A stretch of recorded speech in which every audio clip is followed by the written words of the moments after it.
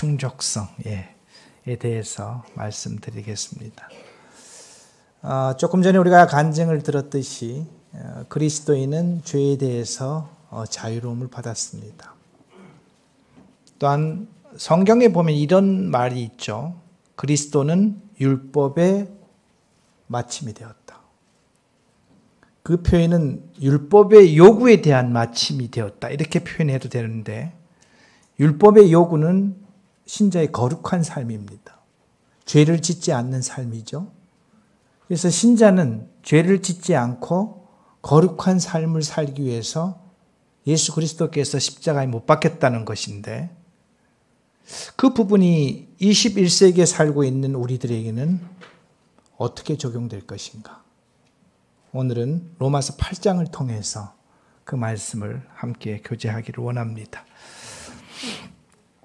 올 1년 동안 그 몇몇 분들하고 이 두 권의 책을 같이 공부했습니다. 가시라는 책과 하나님을 아는 지식, 믿음의 아주 위대한 거장들이죠. A.W. 토저하고 제임스 패커라는 놀라운 분들을 함께 1년 동안 공부할 수 있어서 제 자신과 또 삶과 예배에 굉장히 풍성할 수 있는 그런 기회가 되었습니다. 2022년도 이 두 권의 책을 가지고 소그룹을 계속 운영할 계획입니다. 혹시 희망하시는 분들은 조만간에 제가 밴드에 다시 올릴 테니까는 함께 할 수 있기를 바랍니다. 충족성이라는 것은요, 먼저 동사로 충족하다는 일정한 분량을 채워서 모자람이 없게 하다. 그러니까 충족하다는 것은 뭔가가 펑크가 난 거예요. 부족한 부분이 있는 거예요. 채워서 완벽하게 만들어 놓는 것을 충족하다 이렇게 표현했죠. 그 밑에 신문 기사를 보면요. 과학기술처는 이 결정을 바탕으로 원자력법 등 관련 법령의 충족성 여부를 검토한 후 건설 허가를 내줄 계획이다. 건설 허가를 내주긴 내주는데 뭐에 저촉이 되지 않아야 되느냐? 원자력법 등 관련 법에 저촉이 되지 않으면은 이 모자람이 없으면은 허가를 내주겠다. 이게 충족이란 용어죠. 그래서 충족성은 어떠한 조건을 만족시키는 성격 이렇게 해서 우리 주님은 신자들의 이 죄사함 문제와 신자가 살아야 될 거룩함의 삶에 대해서 우리들에게 모든 것을 다 제공해 주셨는가? 혹여나 모자람은 있지 않는가를 아까 봤던 제임스 패커가 썼던 하나님을 아는 지식 맨 마지막에 있는 책을 단락을 여러분과 같이 공유하도록 그렇게 하겠습니다. 로마서를 보면서 1장부터 8장까지를 쭉 읽으면서 1장부터는 당신은 죄인입니다. 그래서 구주 대신 예수 그리스도가 필요하십니다. 그래서 구주 대신 예수 그리스도는 이와 같은 일을 했기 때문에 당신은 이렇게 하면은 구원받습니다.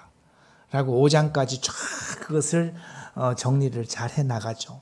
그 다음 6장은 구원받은 자들이 어떻게 성화의 삶을 살아낼 것인가를 쫙 이렇게 보여준 다음에 7장을 읽으면서 굉장히 혼란스럽죠. 갑자기 7장이 나와서 이게 구원받았다는 소리인지 완성이 됐다는 소리인지 또 완성을 하기 위해서 뭘 하라는 소리인지 거기에 대한 7장이 우리 믿는 자들이 그 책을 읽어도 7장은 약간의 퀘스천을 갖고 있는 그런 말씀을 로마서 7장은 또 이렇게 준비를 하고 있습니다. 오늘 로마서 8장인데 로마서 8장을 사도 바울이 왜 기록했느냐? 7장을 기록했기 때문에 로마서 8장을 기록했습니다. 우리 있는 로마서 7장 16절부터 18절까지 한번 읽어보겠습니다. 큰 소리로 읽겠습니다. 만일 내가 원하지 아니하는 그것을 행하면 내가 이로써 율법이 선한 것을 시인하노니 이제는 그것을 행하는 죄가 내가 아니요 내 속에 거하는 죄니라. 내 속 곧 내 육신에 선한 것을 거하지 아니한 줄을 아노니 원함은 내게 있으나 선을 행하는 것이 없도다. 그러니까 행하는 또는 행할 능력은 없도다. 이렇게 다른 번역본에 같이 있죠. 그러면서 로마서 7장 24절에 보면은 오호라 나는 곤고한 사람이로다. 이 사망의 몸에서 누가 나를 건져내랴. 로마서 7장을 읽으면서 그 성경 시절의 그 로마의 법을, 로마의 그 집행법을 한번 상기시킬 필요가 있습니다. 로마에서 중죄인은 거의 지하 감옥에 가두되 어떻게 가두는가 하면은 시신에다가 그 몸을 묶어서 마지막을 준비하게 하죠. 그 중죄인은 누구랑 같이 있는 거예요? 시체와 같이 있는 겁니다. 그러니까 시체에다가 쇠사슬로 묶어놨으니까는 자기가 있는 곳에는 썩는 냄새와 나도 저렇게 죽으면 저렇게 된다는 이 죽음의 엄습과 캄캄하고 음습한 그런 가운데서 이 죄인은 그것을 마무리할 수 있게끔 아주 혹독한 분위기를 만들어 놓은 것이죠. 오라 나는 곤고한 사람이로다. 이 사망의 몸에서 누가 나를 건져내랴. 그러면 이 중죄인은요, 그곳에서 벗어날 수 있는 방법은 어떤 방법일까요? 죽어서 나가든지. 아니면은 어떤 방법이, 유일한 방법이 있을까요? 네? 누가 나를 거기서 건져내 주는 거예요. 그래서 누가 나를 건져내 주는 것입니다. 그래서 이 누가 나를 건져주지 않으면 거기서 벗어나올 수 없는 그와 같은 이 그 감옥의 배경이 로마서 7장 이 부분에는 배경을 쫙 깔고 있습니다. 그래서 이 지금 현재 뭐냐면은 오라 나는 곤고한 사람이라도 나는 스스로 할 수 있는 것은 하나도 없어.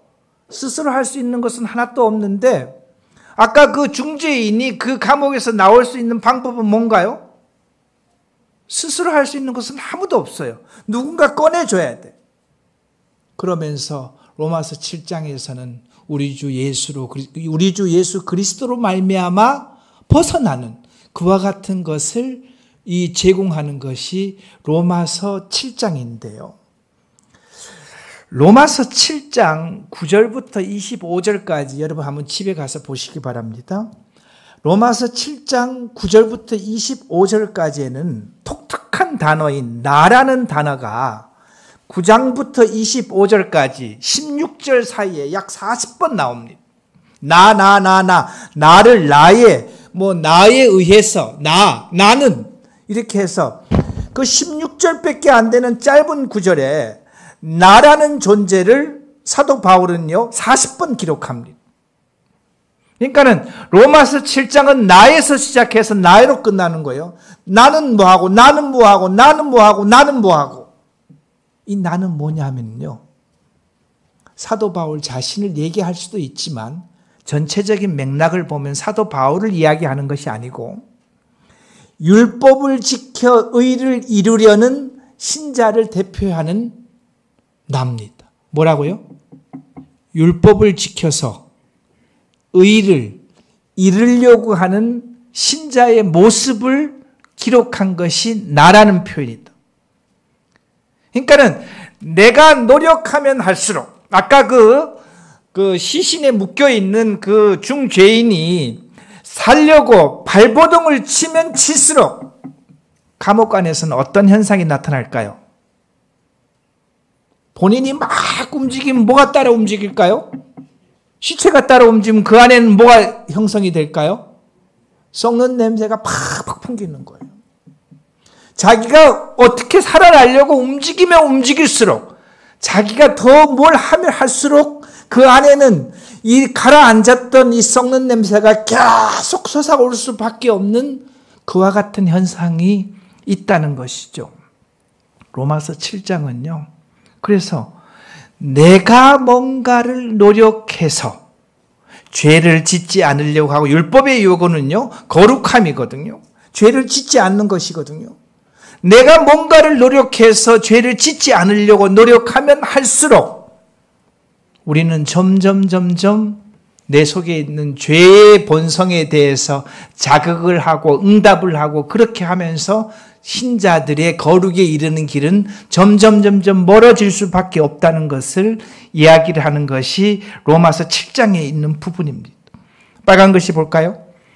이는 육신을 하나님의 거룩한 법에 복종케 만드는 것을 자신의 노력으로 성취하려고 애쓰는 자의 모습을 나라는 표현을 썼다는 것이죠. 나라는 표현을 쓴 것입니다. 그러면서 로마서 8장에서는요, 1절, 2절에 이와 같은 반전의 말씀을 정리를 해놓고 있는 말씀이 있습니다. 1절, 2절 같이 읽겠습니다. 그러므로 이제 그리스도 예수 안에 있는 자에게는 결코 정죄함이 없나니 이는 그리스도 예수 안에 있는 생명의 성령의 법이 죄와 사망의 법에서 너를 어떻게 했다고요? 해방했다. 다른 번역본에는 나를 해방했다 이렇게 했습니다. 아까 그 감옥에서 나올 수 있는 방법은 두 가지라고 얘기했어요. 하나는 죽어서 나오든지, 하나는 누군가 나를 꺼내주듯이.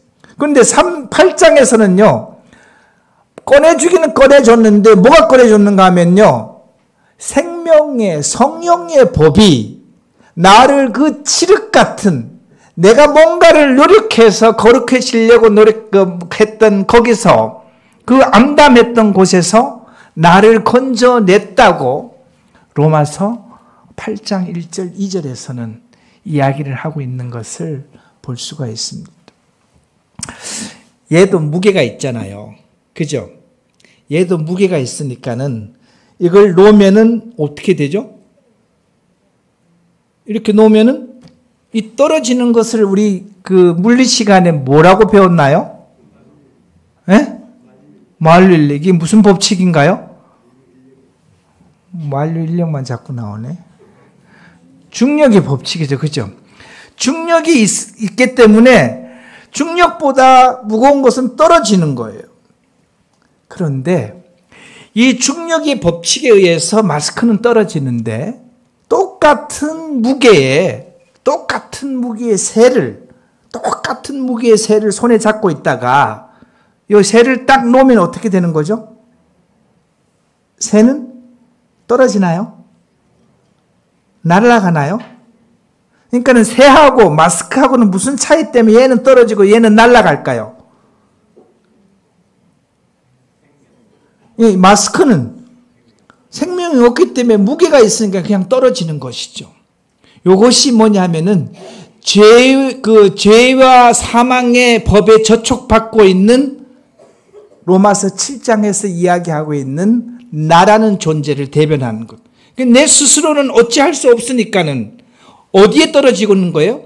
죄의 나락으로서 떨어질 수밖에 없는데 새는 그 속에 뭐가 존재하기 때문에 생명이 존재하니까는 이 자기 몸무게를 이기고 날아갈 수 있는데 그 몸무게를 이기고 날아갈 수 있는 힘이 뭐냐? 우리 주님께서 부활하심으로 우리에게 주신 생명의 삶. 다시 말하면은 생명의 성령의 법. 더 편하게 얘기하면요. 성령의 통제를 받을 때 성령께서 우리에게 주시는 힘이 내게 적용될 때는 죄라는 것이 존재하더라도 그 죄에서 떨어져서 죄를 짓는 것이 아니고 죄를 이기고 자기가 위로 올라갈 수 있는 능력을 우리에게 준다는 것을 이야기를 할 수 있는 것이 로마서 7장, 8장 사이에 있는 이 부분들입니다. 그 부분은 조금 더 말씀드릴게요. 그래서 로마서 8장은요, 로마서 5장에 있는 말을 확대했습니다. 그 다음 로마서 7장 7절에 대한 답이에요. 로마서 7장 7절은 뭐라고 얘기하고 있는가 하면요, 우리가 무슨 말을 하리요? 우리가 무슨 말을 하리요? 율법이 죄냐? 율법이 죄냐? 그럴 수 없다고 성경은 이야기를 하고 있습니다. 율법 자체가 죄인 것이에요? 율법으로 말미암아 죄가 드러난 것이에요? 율법으로 말미암아 내가 죄가 드러난 것이잖아요. 그죠? 그럼 율법 자체는 잘못된 거예요? 잘못되지 않은 거예요? 율법 자체는 악이에요? 선이에요? 율법 자체는 선이에요. 근데 그 율법 때문에 내가 뭐가 드러났다는 것이죠? 죄가 드러났다는 것이죠. 죄가 드러났다는 것이에요. 이걸 생각하면서 아래에 있는 말씀을 한번 같이 읽어보도록 하겠습니다. 로마서 8장 3절에 있는 말씀이에요. 율법이 육신으로 말미암아 연약하여 할 수 없는 그것을 하나님은 하시나니 곧 죄로 말미암아 자기 아들을 죄 있는 육신의 모양으로 보내어 육신의 죄를 정하사 육신을 따르지 않고 그 영을 따라 행하는 우리에게 율법의 요구가 이루어지게 하려 하십니다. 조금 편한 말씀으로 다시 한번 읽어보겠습니다. 세 번역 말씀입니다. 같이 읽겠습니다. 육신으로 말미암아 율법이 미약해져서 해낼 수 없었던 그 일을 하나님께서 해결하셨습니다. 곧 하나님께서는 자기 아들을 죄된 육신에 지닌 모습으로 보내셔서 죄를 없애내고 그 육신에다 죄를 선고 내리셨습니다. 그것은 육신을 따라 살지 않고 성령을 따라 사는 우리가 율법에 요구하는 바를 이루게 하려 합니다. 그러면은 조금 전에 읽은 말씀을 생각하고 그리스도인은 율법의 요구를 성취할 수 있다. 아니면 율법의 요구를 성취할 수가 없다. 성취할 수 있다. 아니면 성취할 수 없다. 한 명도 안 들었어, 지금. 뭐죠, 그러면? 잘 모르겠다. 감사합니다. 잘 모르니까 제가 필요한 거지, 이 순간에는. 그죠? 자, 다시 한번 읽겠습니다. 그것은 다시 읽겠습니다. 맨 밑에 구절. 그것은 시작. 그것은 육신을 따라 살지 않고 성령을 따라 사는 우리가 율법이 요구하는 바를 이루게 하려 합니다. 이 말씀만 보면은 그리스도인에게는 율법의 요구를 완성시킬 수 있다는 거예요? 없다는 거예요? 있다는 거예요. 단서가 있는 거예요. 어떤 단서가 있는 거예요? 육신을 따라 살지 않고 뭐에 따라 살 때? 성령을 따라 살 때는 그리스도인이 율법의 요구인 거룩한 삶을 살아낼 수 있다는 것이 성경에 우리에게 주는 것입니다. 이 말씀이 있기 때문에 하나님은요, 그리스도는 율법의 마침이 되었다고 성경은 이야기를 하고 있습니다. 그러면 그 율법의 마침이 나에게도 적용이 될 수 있을까요? 적용되나요?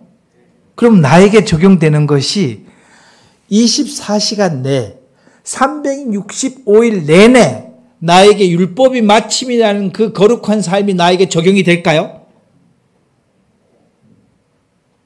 되죠, 그죠? 그런데 안 될 수도 있나요? 어찌할 때 안 될까요? 우리는 여기서 잘라야 돼요. 육신을 따라 살 때는 내가 율법의 요구인 거룩한 삶을 살아낼 수 있다? 없다는 거예요. 그 다음에 성령을 따라 사는 사람은 나는 살아낼 수가 있다? 있다는 것입니다. 그래서 로마서 7장은요, 내가 뭔가를 노력해갖고 거룩한 삶을 살아내려고 막 발버둥치는데도 안 된다는 거예요. 그래서 나는 하나 깨달았어. 내 마음속에서는 좋은 걸 하고 싶은데 내 몸은 그걸 짓지 않는 거야. 이렇게 고백을 하면서 로마서 7장을 할 때 정말 나는 피곤하다. 이렇게 고백할 수밖에 없는 일인데 로마서 8장 3절에서 보면은 하나님은 해결하셨습니다. 라고 마무리했네요. 그죠? 하나님은 이 문제를 로마서 7장에 있는 나를 40번씩 이렇게 기록했던 이 죄의 문제를 하나님께서는 기록하셨다고, 참 해결해 놓으셨다고 로마서 8장에서는 그것을 기록했는데 어떻게 해결했느냐? 예수 그리스도가 성육신 하셔갖고 오셔갖고 그분은 죄가 있던 분인가요? 죄가 없는 그분이에요. 그래서 성경은 뭐라고 기록했는가 하면요. 자기의 아들을 죄된 육신을 지닌 모습으로 보내서, 이것은 죄인으로 보내서가 아닙니다. 그 육신을 지닌 모습으로 보내서 누구 죄가 거기에 얹혀졌다는 표현이에요? 그리스도의 죄가 아닙니다. 온 인류의 죄가 거기에 얹혀지면서 그 육신에다가 뭘 선고했다고요? 죄의 선고를, 이것을 다른 말로 하면 정죄라는 표현이죠. 정죄를 선고한 거예요. 그래서 이 자체가 죄니까 예수 그리스도 자체는 죄인이 아닌데 인류의 죄가 예수 그리스도에게 얹혀질 때 그 순간에는 이것이 죄로 형성이 됐기 때문에 하나님께서는 그를 어떻게 했다는 거예요? 죄의 값을 치르기 위해서 십자가에서 죽이는 그와 같은 형벌을 내리시면서 우리에게 이 놀라운 축복을 우리에게 주기 위해서 그와 같은 방법을 저희에게 제시한 것이죠. 저희들은 무엇을 믿고 구원받았나요? 예수님께서, 우리 아까 대현 형제가 뭐라고 고백했나요? 내 죄를 위해서 대신 죽으신 것을 믿고 내 죄가 없어졌다고 고백을 하잖아요. 그죠? 그러면은 여기서는 우리 주님께서 그 죄에 대해서 죄를 육체에 담고 죽으심으로 말미암아 그 죄의 결과죠. 그러니까 죄책이에요. 과거, 현재, 미래의 모든 죄책이 예수 그리스도의 십자가의 구속에서 없어졌기 때문에 그 죄가 나를 지배할 수 있는 권리와 권한이 있다는 거예요? 없다는 거예요? 없다는 것이죠. 아까 감옥에 있는 그 시체에 이렇게 매달려 있는 이 시체가 나를 더 이상 누군가가 끊어줬기 때문에 나를 더 이상 끊을 수 없다고 이야기를 하는 것입니다. 그래서 하나님께서 이르신 일은 뭐냐면요. 율법의 요구는 거룩한 삶이에요. 계명을 지키는 삶이에요. 신약 성경은 이것을 요약해서 뭘 얘기를 했는가 하면은 마음과 뜻과 뜻을 다해서 내 하나님을 사랑하고 내 이웃을 어떻게 하라고요? 내 몸과 같이 사랑하라고 정리를 해놓은 것이죠. 그것은 육신을 따라 살지 않고 성령을 따라 사는 우리가 율법의 요구를 이루게 하려 하심이라고 로마서 8장 4절에 기록해놨는데 우리는 이것을 에스겔서에 보면 우리가 가끔 보는 새 언약에 보면 이와 같은 표현이 있습니다. 에스겔서 36장 27절을 같이 읽겠습니다. 내 영을 너희 속에 두어 너희로 내 율례를 행하게 하리니 너희가 내 규례를 지켜 행할지라 이렇게 했어요.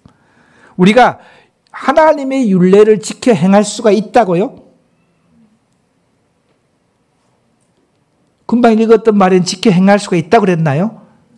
지켜 행할 수가 있습니다. 무슨 힘으로요? 새 영이 우리 속에 들어옴으로 지금 현재 이스라엘이 율법을 지키지 못해갖고 바벨론으로 포로로 잡혀가고 있는 그 와중에 하나님 새 언약을 주셨는데 그 새 언약의 내용이 뭐냐면은 새 영이 우리 속에 들어옴으로 말미암아 그 새 영의 음성을 듣고 새 영의 통제를 받고 그러니까 성령의 통제를 받을 때 우리는 그 율법을 지킬 수가 있다고요? 지킬 수 있다고 성경은 우리들에게 이야기를 하고 있습니다.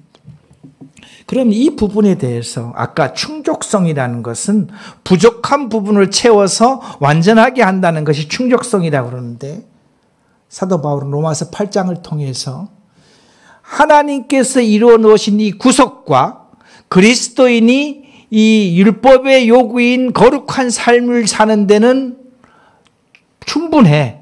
부족함이 없어. 라고 이야기할 수는 있는 것을 네 가지를 강조하고 있습니다. 그 네 가지가 뭐냐면요.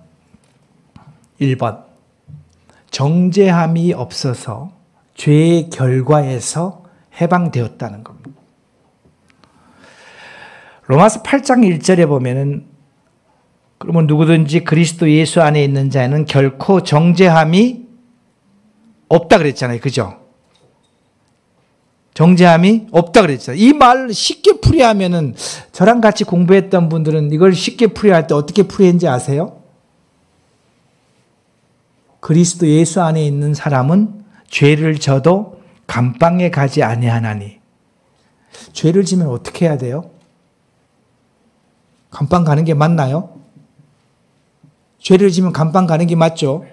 근데 그리스도 예수 안에 있는 사람은 죄를 져도 감방에 가지 않는다는 거예요. 왜 감방에 안 가는 것이죠?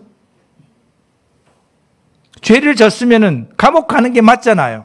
그런데 그리스도 예수 안에 있는 사람은 왜 감옥에 안 가는 거예요? 죄가 되지 않기 때문에. 죄가 되지 않기 때문에. 정죄라는 것은 뭐죠? 죄를 죄로 인정하지 않는다는 겁니다. 그러면 예수 믿는 자에게는 하나님이 볼 때, 이건 세상의 법이 아닙니다. 하나님이 볼 때 죄를 죄로 인정한다는 거예요? 죄로 인정하지 않는다는 거예요? 인정하지 않는다는 거죠. 그 전에 다 해결이 되었기 때문에. 그 전에 해결이 다 되었기 때문에 죄를 인정하지 않기 때문에 죄를 인정하지 않으면은 심판을 받아야 할 필요성이 있을까요? 없다는 겁니다. 그래서 그리스도 예수 안에 있는 자에게는 죄를 져도 감옥에 갈 필요가 있다 없다? 없다고 얘기하는 것입니다. 두 번째는요. 성령이 내 안에 내주하고 계시기 때문에 이 모든 것이 해결될 수 있다는 것입니다. 아까 로마서 7장에 있는 사람은 내가 뭔가를 하려고 할 때마다 조금 되는 것 같아가다 안 되고 되는 것 같아가 안 되고 그러다가 좌절되고 하잖아요. 그죠? 우린 여기서 보면은 내 옛사람, 육체는 개선해서 쓸 수 있다고 성경은 이야기하고 있나요? 조금 다독거리면 죄를 안 질 수 있는 그런 모습으로 성경은 이야기했나요? 아닙니다. 육체는요, 개선이 안 된다 그랬어요. 그 회복이 불가능하다고 얘기했어요. 그러니까는 회복이 불가능한 것을 가지고 어떻게 회복시켜 주려고 노력 막 하고 있는 그 모습을 로마서 7장은 갖고 있는데 이 지금 현재 내가 부모로부터 받은 아담으로 받은 이 육신의 몸을 갖고는 이 율법의 요구를 완성시킬 수 없는데 내 속에 있는 하나님의 영이신 성령의 음성을 들을 때는 우리는 그 율법을 지킬 수가 있다고 말하고 있는 거잖아요. 그래서 갈라디아서 얘기하고 있는 것이 이것이 성령의 열매로 나타나는 것입니다. 성령의 음성을 듣고 행했을 때 우리에게 나타나는 것이 갈라디아에서 있는 성령 열매 9가지 사랑부터 시작해갖고 충성, 온유부터 쭉 양성까지 나오는 그와 같은 것들이 신자의 삶을 통해서 나타날 수 있다는 것을 이야기를 하는 것이고 그래서 성령께서 우리에게 계시고 신자가 성령의 음성을 들었을 때는 우리에게 그리스도 예수 안에 있는 사람들에게는 하나님의 율법을 그 다음에 이 구속의 완전함을 그 다음에 거룩한 삶을 살아낼 수가 있다. 세 번째는요. 양자됨입니다. 이것은 뒤에 있는 얘기를 보면은 주 예수님이 장차 되시는 신적 가족으로 입양됨. 뒤를 한번 보세요. 신적 가족으로 입양됨. 우리는 입양될 것이에요? 입양된 것이에요? 입양이 이미 되어 있는 것이죠. 그래서 입양이 되어 있기 때문에 하나님의 가족에 입양이 되었기 때문에 하나님이 가질 수 있는 그 모든 것을 입양된 자는 누릴 수가 있을까요? 누릴 수가 있기 때문에 우리에게는 부족함이 없다는 것이죠. 그 다음에 로마서 8장 28절 30절에 보면 조금 이따 가면 보게 될 텐데 영원한 안전을 하나님께서는 보장하셨다는 것입니다. 그러면서 우리 주님께서는 로마서 8장 29절에서 30절에 이렇게 이야기를 하고 있습니다. 같이 읽겠습니다. 하나님이 미리 아신 자들을 또한 그 아들의 형상을 본받게 하기 위하여 미리 정하셨나니 이는 그로 많은 형제들 중에서 맏아들이 되게 하려 하십니다. 또 미리 정하신 그들을 또한 부르시고 부르신 그들을 또한 의롭다 하시고 의롭다 하신 그들을 또한 뭐 했다고요? 영화롭게 하셨다. 부르시고 의롭다 하시고 영화롭게 하셨다. 우리는 아직도 영화롭게 된 육체를 갖고 있지 않습니다. 그런데 사도 바울은요, 그것이 너무나 분명한 사실이기 때문에 미리 영화롭게 했다는 것이에요. 그러면 이 말은 맞을까요? 그리스도 예수 안에 있는 사람은 무조건 영화롭게 된다. 이 표현이 맞을까요? 왜 반응이 없어요? 맞아요. 그리스도 예수 안에 있는 사람은 무조건 영화롭게 되는 거예요. 이 영화롭게 되는 게 뭐냐요?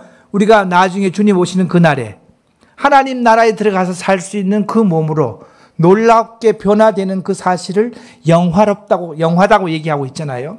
그래서 그리스도 예수 안에 있는 사람들에게는 무조건 영화롭게 되는 거예요. 그래서 이 구원의 과정, 부르시고 의롭다 하시고 그 다음에 그 위에 있는 말씀, 하나님의 형상을 본받게 하시고, 우리는 이 영어를 뭐라고 쓰나요? 성화라 그러잖아요. 그죠? 그러니까 부르시고 의롭다 하시고 성화의 삶을 살게 하고 그 다음에 영화롭게 하기까지 이 모든 구속의 여정은 완벽하냐? 충족시킬 수가 있느냐? 우리는 하나님께서 하셨으니까 충족됩니다. 이렇게 표현하잖아요. 그죠? 그런데 그 부분을 로마서 8장에서는 이러이러하기 때문에 그것은 충족하다는 것을 이야기를 하고 있습니다. 그런 즉 이 일에 대해서 우리가 무슨 말을 하리요? 만일 하나님이 우리를 위하시면 누가 우리를 대적하리요? 여기서 우리는요, 사도 바울과 이 글을 읽는 모든 신자들입니다. 우리라는 것은 사도 바울과 이 글을 읽는 모든 신자예요. 저와 여러분들 여기 포함이 되는 거예요. 그래서 사도 바울은 이렇게 얘기하는 거예요. 나는 내가 무슨 말을 해야 할지 안다. 무슨 말을 하리요? 만일 하나님께서 우리를 위하시면은 누가 우리를 대적하리요? 사도 바울은 이미 답을 갖고 있다. 당신들은 어떻게 생각하요? 너희들은 어떻게 대답할 수 있니? 지금 강릉 명주로교에 있는 성도들은 이 질문에 대해서 뭐라고 대답할 수 있냐? 이렇게 묻는 거예요. 하나님이 우리를 위하시면 누가 우리를 대적하리요? 여기서 말하는 것이요. 만일 하나님이 우리를 위하시면은 누가 대적하리요? 이렇게 표현했습니다.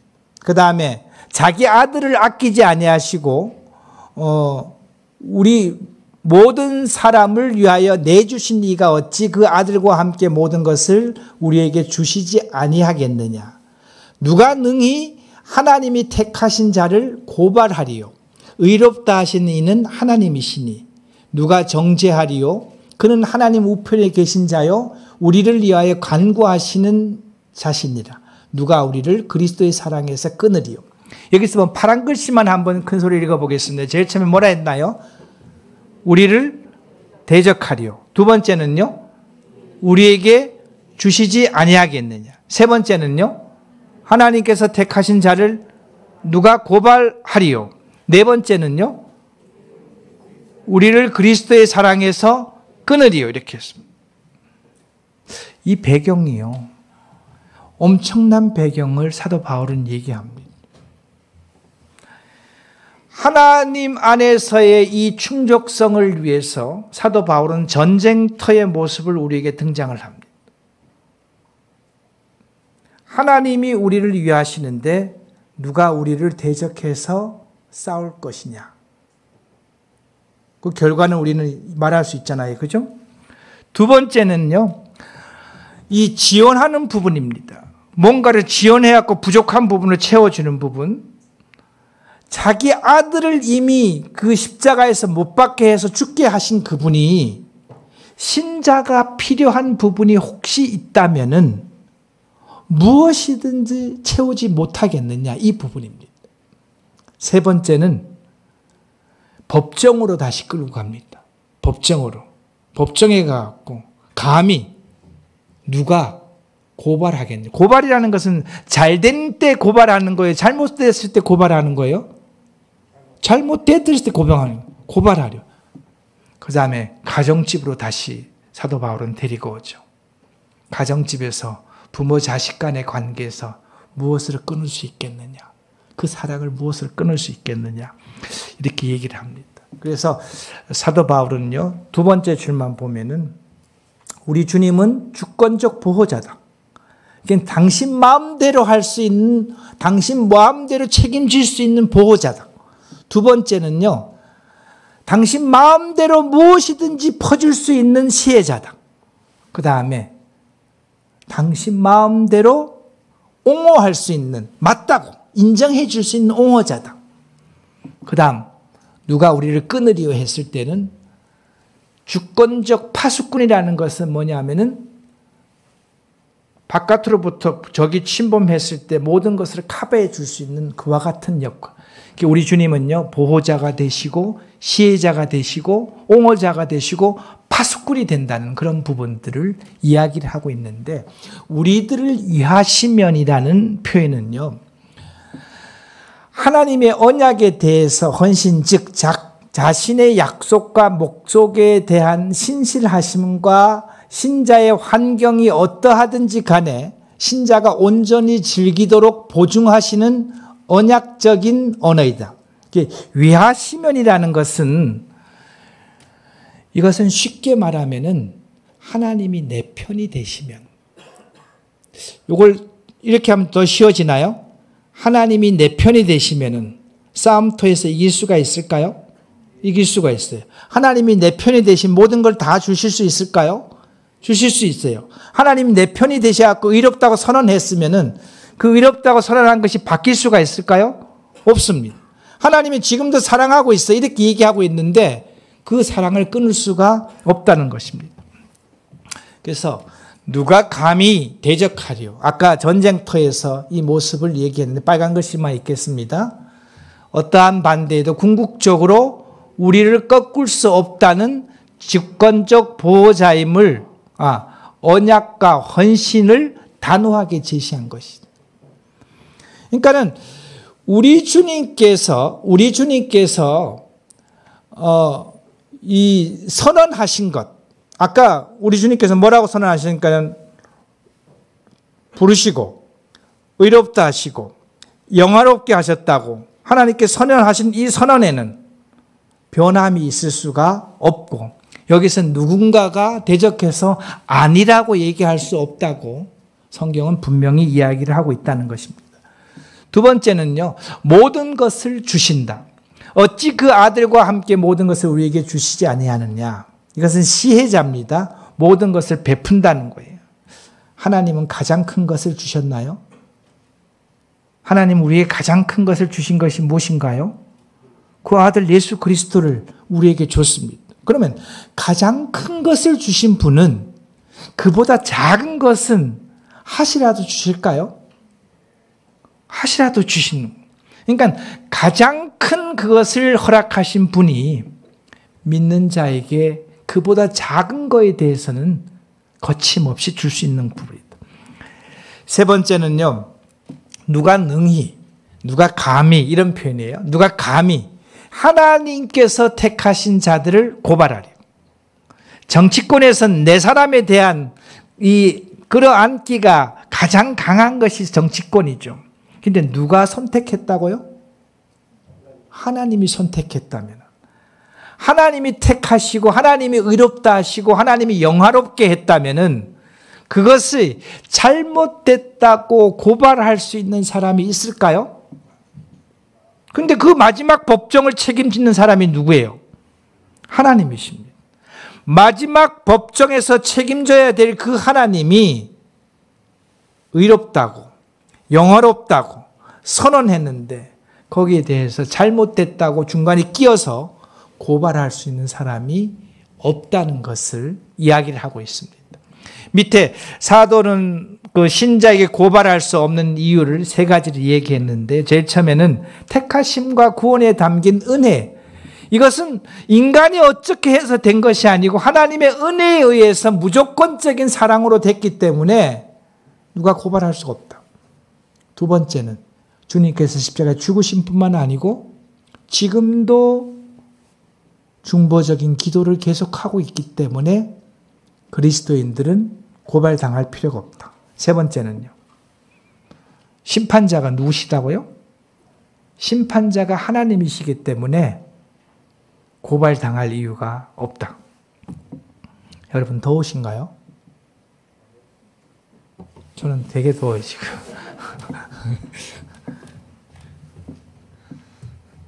여러분하고 저하고 한 3m, 2m 차이 나나요? 2m 차이 나는데 여긴 되게 더워요 지금. 그래서 우리 주님께서는요, 이와 같은 것을 사도 바울은 세 가지를 이야기를 하면서 그거는 변할 수가 없다는 거예요. 고발당할 이유가 전혀 없다는 것입니다. 누가 그 사랑에서 끊으리요? 우리를 위하여 간구하시는 자신이다. 누가 우리를 그리스도의 사랑에서 끊으리요? 네. 그리스도의 사랑에서 끊을 수가 있다는 표현인가요? 없다는 표현인가요? 완벽하게 없다는 표현이에요. 두 번째 줄 보면은 하나님이 우리의 파수꾼으로서 제시하고 계시기 때문에 하나님이 나를 지키시고 계시는데 누군가는 나를 하나님과 나 사이에서 떼어낼 수 있는 작자가 있을 수가 있다는 걸까요? 없다는 겁니다. 그런 사람이 없다는 거예요. 파란 글씨 보겠습니다.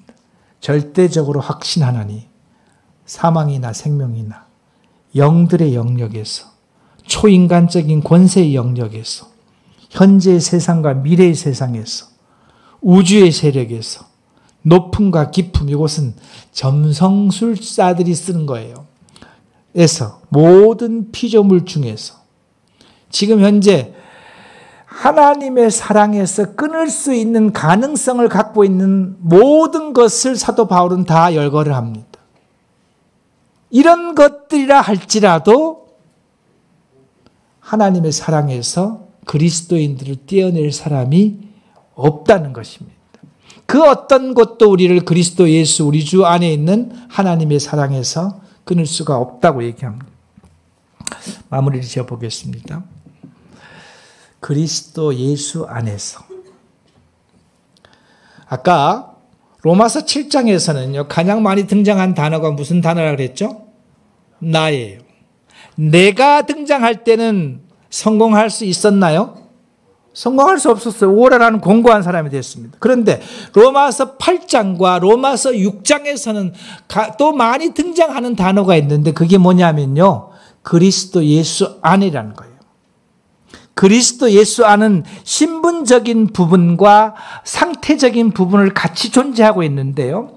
그리스도 예수 안에라는 것은 하나님의 자녀가 되었다는 것, 그 다음에 죄인에서 의인으로 되었다는 것이 신분적인 부분이 이야기를 되고 있는 것이고, 상태는요, 이 순간에 내가 성령의 통제를 받고 있느냐, 이 순간에 내가 내 육신의 통제를 받고 있느냐에 따라서, 이 순간에 내가 성령의 통제를 받고 있을 때는 어디에 있는 거예요?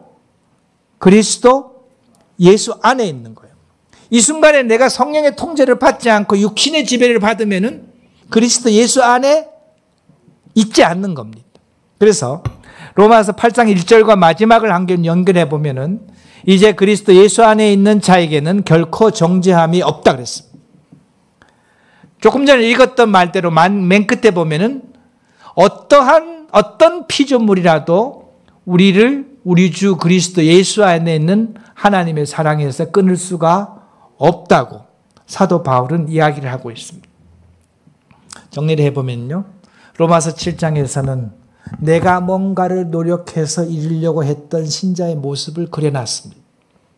로마서 8장에서는요, 성령의 이끌림을 받는, 성령의 통제를 받는 신자의 모습을 로마서 8장에서는 그려놓으면서 성령의 통제를 받는 모든 그리스도인의 삶은 기필코 부족한 것이 하나도 없고 모든 것을 하나님께서 다 채워주신다는 것을 로마서 8장에 이야기를 하면서 성경은 로마서 8장에서 로마서 12장으로 건너갑니다.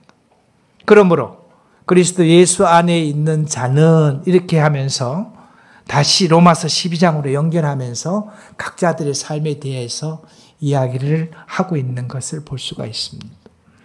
그래서 신자들이 우리는 때로 로마서 7장에 머무는 삶을 살 수도 있을까요? 그래서 로마서 7장에 살 수도 있습니다.